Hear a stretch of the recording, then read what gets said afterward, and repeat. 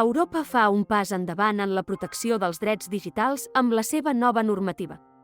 A partir d'ara, serà obligatori identificar clarament els continguts creats amb intel·ligència artificial. Aquesta mesura, que forma part de la Llei de Serveis Digitals, té com a objectiu combatre la desinformació i garantir que tots els ciutadans siguin conscients quan interactuen amb continguts generats per IA.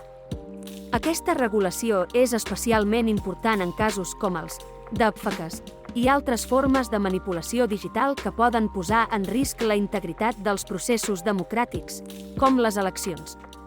La Unió Europea vol assegurar-se que les plataformes digitals reforcin els seus procediments per prevenir la difusió de continguts manipulats.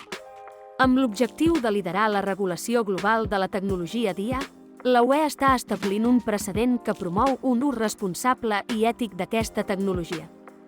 Aquesta normativa s'implementarà de manera gradual fins a l'agost de 2027, amb sancions severes per a les plataformes que no compleixin. La Unió Europea reafirma així el seu compromís amb la protecció dels drets fonamentals i la democràcia en l'era digital.